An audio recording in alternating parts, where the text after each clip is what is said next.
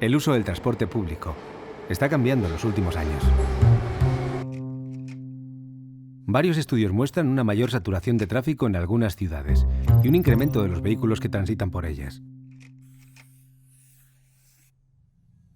Uno de los múltiples factores de estos cambios es la migración del transporte público hacia nuevos servicios de movilidad, como el transporte a demanda.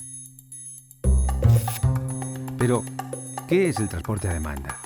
¿Qué son los servicios de movilidad compartida? Estos servicios permiten planificar viajes a demanda para que un mismo vehículo pueda dar servicio a varias personas de forma compartida y eficiente, con el objetivo de minimizar el número de viajes en vacío de la flota. No obstante, la directa implantación de estos servicios no garantiza una mejora del conjunto de la movilidad. ¿Y si hubiera una manera de organizar e integrar todos los modos de transporte que coexisten en las ciudades? ¿Cómo replanteamos estos servicios para que sean beneficiosos para el conjunto de la movilidad?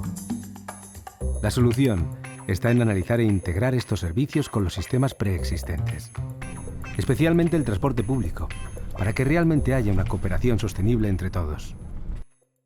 Los sistemas de simulación nos dan la oportunidad de convertir la movilidad en un verdadero ecosistema en el cual todos los medios de transporte trabajan en simbiosis y no compitiendo entre ellos. Apoyándonos en los datos y escenarios que proporcionan los sistemas de simulación, podremos tomar decisiones que refuercen la planificación multimodal e intermodal urbana.